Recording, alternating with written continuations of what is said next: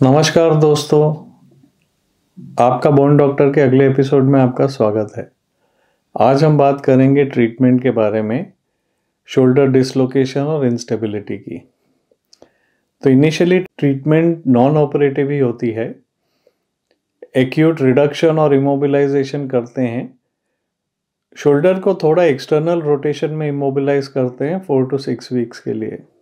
तो shoulder reduction under anaesthesia initially attempt करनी चाहिए हर एक एक्यूट ट्रॉमेटिक पोस्टीरियर डिसलोकेशन के लिए।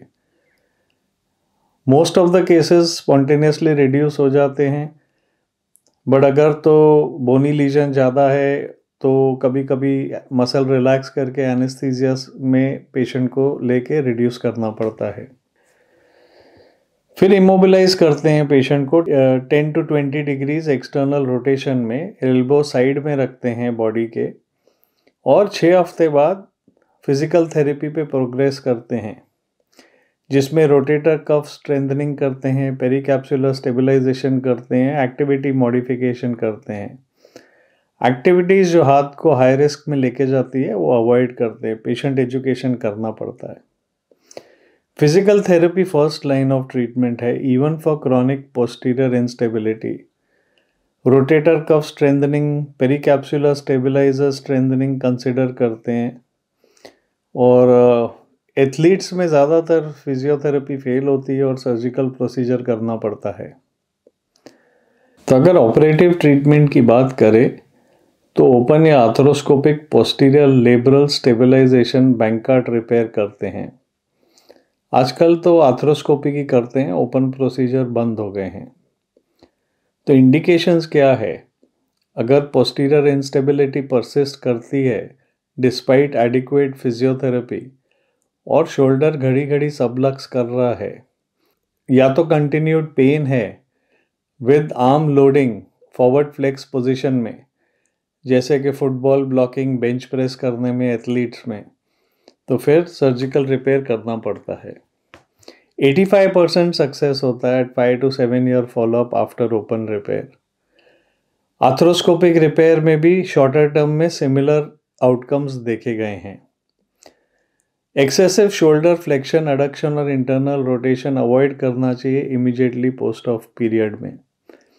जनरली रिटर्न टू स्पोर्ट्स 1 साल के बाद अलाउ किया जाता है।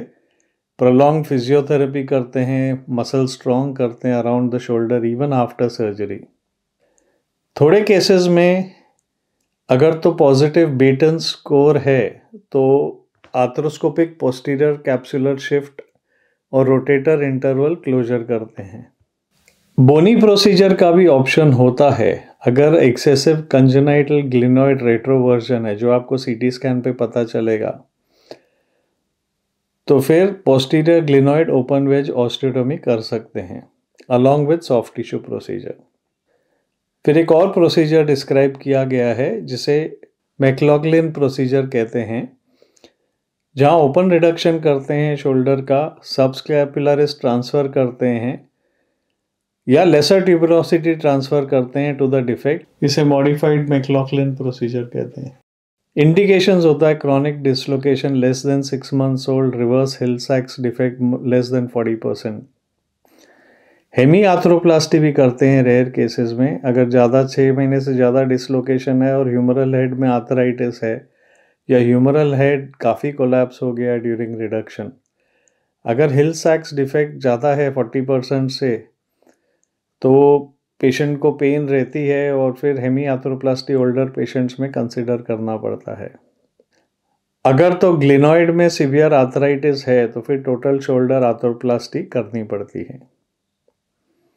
तो कॉम्प्लिकेशंस क्या होता है? कॉम्प्लिकेशंस आफ्टर रिपेयर होता है, most common is labral repair के बाद stiffness. Second is recurrence, second most common complication. ये 7 to 50% डिस्क्राइब किया गया है वेरियस पेपर्स में। लेट डिजीज में थर्ड मोस्ट कॉमन कॉज है arthritis of the shoulder joint. कभी कभी फ्रोजन शोल्डर जैसे एडिजिव कैप्सुलाइटिस भी हो जाता है, और ओवर टाइटनिंग अगर पोस्टीरियर कैप्सूल की तो एंटीरियर सबलक्सेशन या कोराकॉइड इम्पिंजमेंट हो सकता है। नर्व इंजरी भी डिस्क्राइब की गई है, एक्सिलरी और सुप्रास्कैपुलर। तो आज का एपिसोड यहीं ख़त्म होता है। अगर आपको पसंद आया तो लाइक बटन दबाइए, शेयर बटन दबाइए और हमारा एपिसोड देखने के लिए बहुत बहुत धन्यवाद। Thank you.